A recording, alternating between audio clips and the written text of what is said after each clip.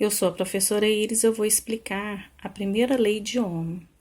Quando eu tenho um condutor e nesse condutor eu aplico uma DDP, vai passar uma corrente elétrica por esse condutor. E quando eu vario essa DDP, essa tensão aplicada, a corrente elétrica ela vai variar na mesma proporção. E se a gente fizer a divisão desses valores, vai dar um valor constante.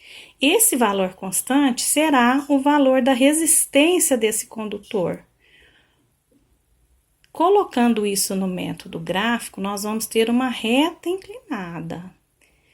E aí, a inclinação dessa reta inclinada vai nos dar o valor dessa constante, que é a resistência desse condutor. As equações utilizadas nesses casos aqui que se aplica essa reta inclinada, nós podemos usar essas equações aqui para o caso de resistores ôhmicos que seguem essa regra aqui, ó. Então, nós temos DDP é igual a resistência vezes corrente elétrica. Esse U, que é a diferença de potencial, também pode ser colocado com a letra V. Sempre a diferença de potencial será entre dois pontos. Aqui eu estou chamando de ponto A e B. Aqui a mesma coisa, resistência vezes corrente elétrica, podendo usar U ou VAB. E se eu quiser isolar a resistência, eu vou passar a corrente elétrica dividindo. Para facilitar guardar essas fórmulas, a gente pode guardar URI ou RUI com a divisão. URI com a multiplicação ou RUI com a divisão. As unidades de U ou de VAB, volts, R, ohms, que esse símbolo é uma letra grega que é o ômega, e em amperes, letra A maiúscula e letra V maiúscula também. O sentido da corrente elétrica. Quando eu tenho um circuito elétrico, eu vou ter um gerador. Todo gerador ele tem um polo positivo e um polo negativo. Vai aplicar nessa resistência uma voltagem, uma tensão, e com isso vai passar uma corrente elétrica. O sentido convencional adotado será o sentido de cargas elétricas positivas em movimento. Mas a gente sabe que, na realidade, quem vai movimentar nesse condutor aqui são os elétrons.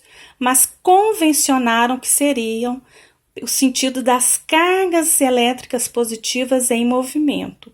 E sempre saindo do polo positivo, que é esse traço maior, e chegando no polo negativo, que é esse traço menor. O PET, para aplicar essas fórmulas, usou o exercício 1. Então, ele deu uma lâmpada, no qual foi aplicada uma DDP, uma tensão de 8 volts, e uma corrente elétrica de 2 amperes. Na letra A, ele quer o valor da resistência dessa lâmpada. Que fórmula que eu utilizei?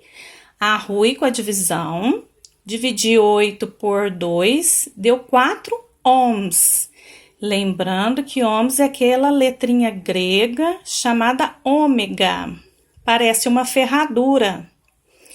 Na letra B, é a mesma lâmpada, quer dizer, tem o mesmo valor de resistência encontrado na letra A, só que eu apliquei uma tensão de 4,5 volts. E ele quer a corrente elétrica que vai circular ali no circuito. Então, 4,5, 4. O 4 está multiplicando a corrente elétrica, que é o I.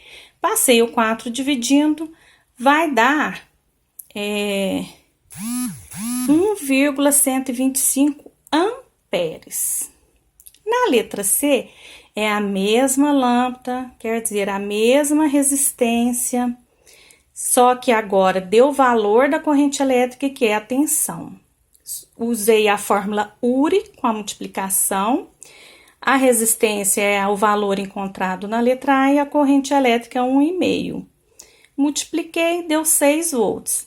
Então, tomar cuidado com as unidades de resistência ohms, a letra grega ômega, de corrente elétrica amperes e de voltagem volts, DDP ou VAB.